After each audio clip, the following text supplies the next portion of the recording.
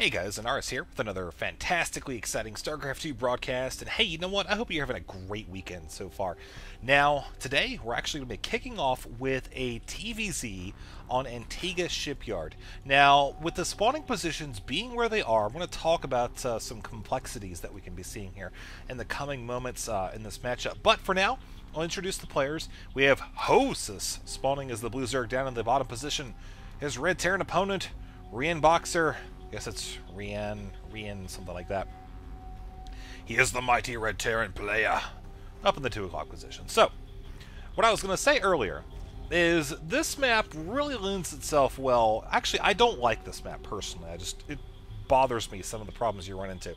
But we'll talk about this in a little bit. For now, Zerg player, he's going for the oversupply trick, pretty standard stuff. That's actually something you'll see a lot of times when Zergs want to go and get Extractor first, and then Spawning Pool, get that fast metabolic boost upgrade, because it lets you get that drone just a little bit quicker. But, anyways, a couple things that we could see this game. Number one, from the Terran player, you see he's well enough there at the barracks at the top. Okay, that's fine. This third base right here is obnoxiously close to his main. So if he wanted to put some pressure on, say, a 15 hatch right here, what he could do is throw down a barracks, like right here, or maybe it didn't fit right there, but like right here, somewhere where the drone might not actually come to scout, and float it down. You see, just going around before, not even checking that. Send it down right here to the third, relatively out of the way. Probably have an Overlord popping somewhere around here, maybe against the edge. Plenty of places you can hide it. And this will give you very quick access to the Zerg's natural. I mean, it'll cut the travel distance and literally half between your base and his natural expansion. And it'll let you really apply pressure here hardcore. That's not what we're seeing right now. And I think, frankly, that's fortunate for hOsys, because you see he is going hatch first, then the gas in the pool. Alright, that's fine. But likewise, as you move on later into the game, I feel like Zerg is going to be in a better position. Because in TVZ, a lot of times you see Mutalisk play. Well, when you've got your main base backed up against where the Zerg's third base could be, then it's very likely you're going to have a lot of Muta harassment in this mineral line. This will become a very vulnerable point in your base, so you're going to have to dedicate a lot of stuff to defend. You got missile turrets, keep a contingent of Marines running around, stuff like that. I use that word very liberally. And so that's something you got to keep in mind. Now, he's going ahead with the factory. You see he's got the reactor going down. Pretty typical stuff. I think what we're going to see is we're going to see some Hellions come up and try to roast some of the drones. Again, very standard play coming from the Terran player. The Zerg, on the other hand, we're seeing go ahead and stockpile that gas a little bit. I'm going to be waiting to see if he gets that metabolic boost with the next 100 minerals that we see popping down. Sure enough, there we go. And keeping actually one drone on that gas, so he'll actually be able to use that later on. But for now, looking at the income, 19 and 19, pretty dead even on that. Of course, Terran running with a full complement of SCVs on that gas. Going ahead with the command center, got that third depot going down. So things are looking good here for that Hellion harassment. Not going for that barracks play. I mean, really earlier he didn't know for sure where his opponent's at. We do, of course, have him scouting a very late SCV heading out. Already crossed 2 of the 3 positions off his checklist. You see, there we go, number 2. So he knows his opponent. It's down here. So it's a bit late for that play that I was talking about earlier. Actually, it's way late for that. But Evolution Chamber going down. I love the placement of that. You see the Zerglings coming up here. Spot those Hellions. He knows that throwing down that Evolution Chamber will likely pay off. Also, good thing he has that Spine Crawler as well. Now, the Hellions will be forced to run way around here, get on this creep, spend plenty of time on that, and then once they're back here, they've either got to double back, or they've just got to wholly commit to trying to break up this ramp or something like that. So the SCV coming down, I guess not even really paying attention to that. It's okay, man. It's cool. 2 Zerglings, 1 SCV. Actually, what are the units all so far? 50 to 125 in terms of resources. Wondering how much damage these Hellions will actually be able to do. There's a decent bit of drones here, but you see these Zerglings are positioned as such to catch any units that do decide to come around. And here come the Hellions, folks. Now we're going to see those drones run away. The Queen, of course, running in here, going to try to clog things up just a tiny bit. The Zerglings actually getting a pretty solid surround on some of those Hellions, taking out most of them, forcing the retreat. Might get that last one there. Okay, now we're just 1 left. And we're going to see, yeah, that Zergling is going to get, wow, actually not going to be killed. Good pullback on that last unit there. So, units lost, 350 to 350, breaking dead even right now. As far as income goes, 25 to 34, so there's a definite advantage there, as we do also, of course, saw those drones ticking down. A couple extractors going up. Back to production tab, as he continuing to drone, feeling pretty confident. Oh man, he barely keeps that creep tumor. I think it got down to 1 hit point. But now there's not a lot in the way of Zerglings, so we're going to see a few more of these drones actually go down. You see good positioning on those Zerglings. Fantastic, actually. Keeping those Hellions contained to this very small choke point. Again, great use of the Zerglings there and the Queens in general, so I feel like going into the later stages of the game, he is going to be quite comfortable. Now, a couple Hellions are going to be forced to retreat. I think it's very interesting that he's not keeping them around, basically making sure the Zerg does not try to run out.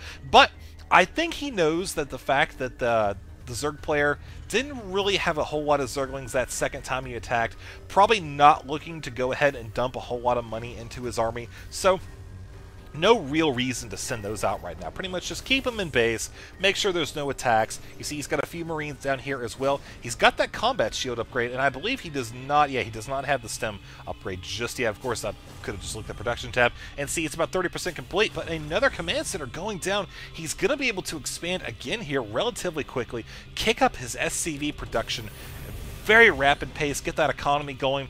33 to 49, he certainly has a major gap to fill. Now, Zerg, he's pretty much just being left uncontested, which is not something you want to do to a Zerg player. You need to keep the pressure on, and we're not seeing that happen here, so what's happening as a result? All those larvae, they be drones. You see 4 of them on the way right now. 52 to 35, running on 2 bases. Might see him expand here again in a minute. Those Hellions are going to be running midfield. Those poor Zergling is just going to take it from behind. There we go. Sure enough, at least he had the dignity to charge on head first. And this poor creep tumor is not going to have the same luxury. So, 39 to 58 in terms of economy now. You see the minerals actually kind of evening out a little bit, but the gas definitely a difference there. Bunch of banelings, several Zerglings. We got the Spire. All things looking pretty good, and nice sniping of that creep tumors. I do like that a lot right there. Just very fortunate series of events led to that. But up here, actually, let's look at the army comparison for just a second. I want to point out, Zerg is just now starting to go ahead and bolster his forces. He got those Banelings finished. You see that Spire is going to be finished in just a moment. We're really going to see that take off. That is a very interesting expansion placement right there, folks. I have to say, I think he's just kind of going for the obscurity trick there. Not me. He probably won't check that spot. I mean, it's so close. Why would he ever think to check that?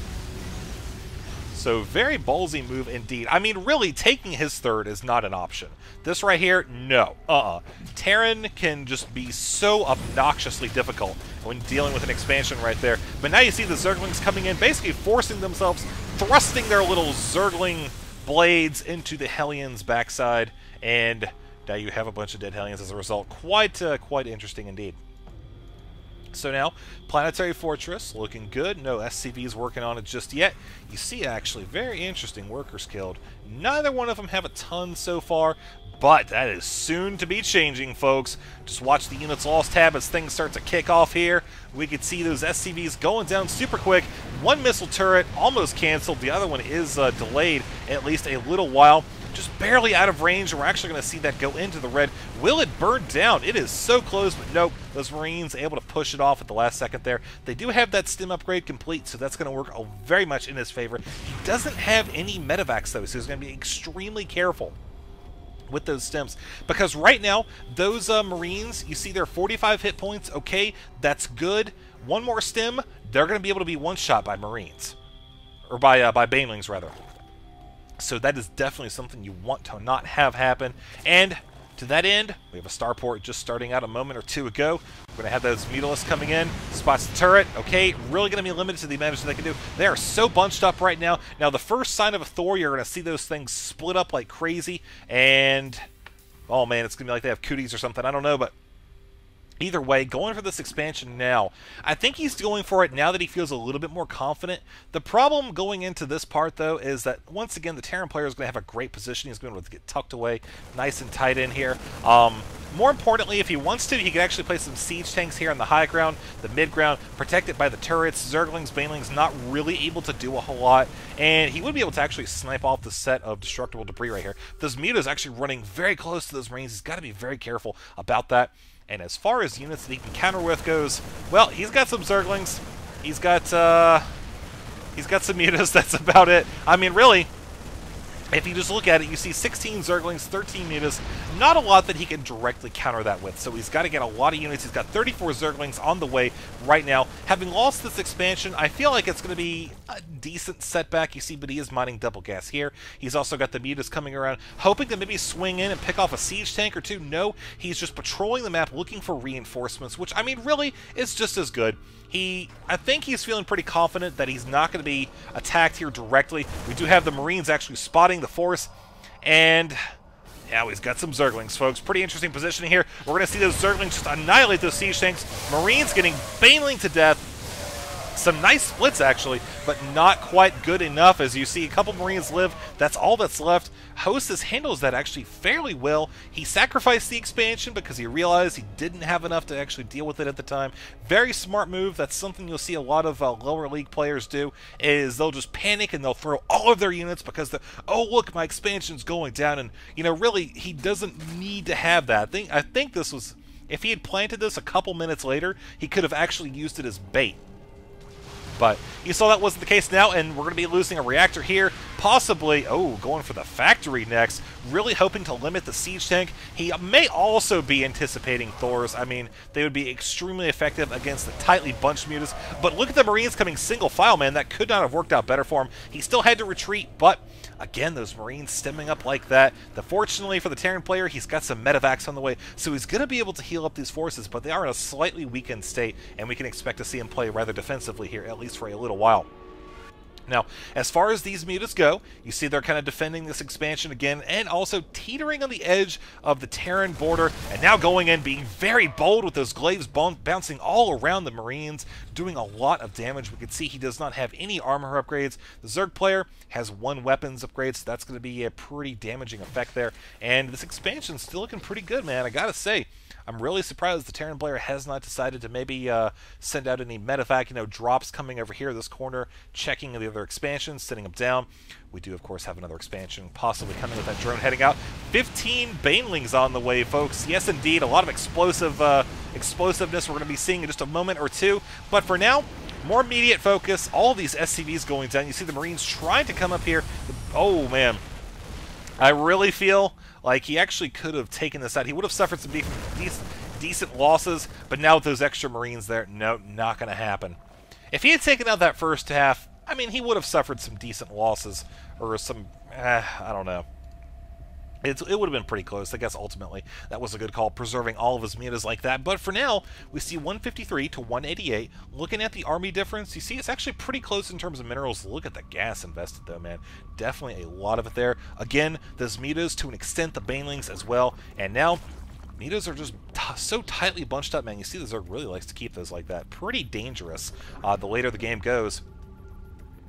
So we're going to be seeing Zerg actually siege up here, and Terran Zerg's up. Oh, not for long, folks. Those siege tanks annihilated, and now, now he's going to be able to clean that up. No sweat.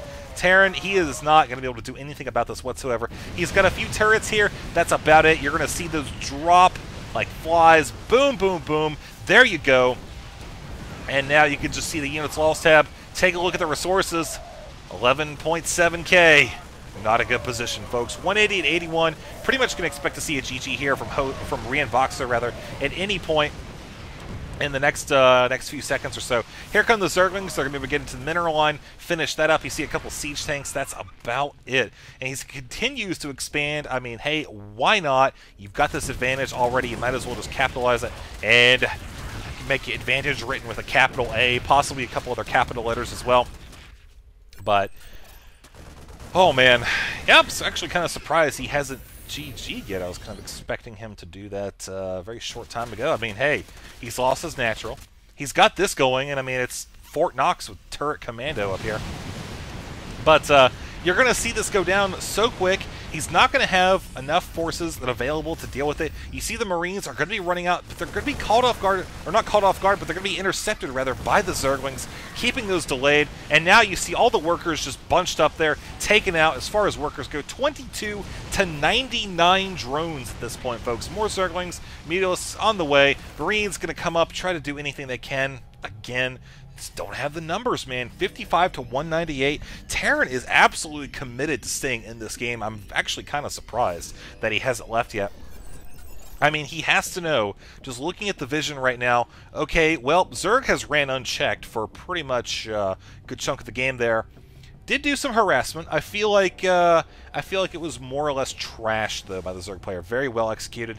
I really love how he handled that earlier with the expansion getting taken out. Just letting it fall, not panicking, building up his forces. And now you see where we are now with 2 upgrades. Well, I mean, this pretty much speaks for itself right here. And I think actually it's kind of funny how he's popping out. He sees 2 Marines and decides to run away with his like 40,000 mutas up here. Seriously, he has about 30 or so, but yeah, you're going to see those reactors going down. The Marines continue to dwindle. You see he's just really, really down for the count in terms of supply. He's actually dumped a lot of that money into the Marines.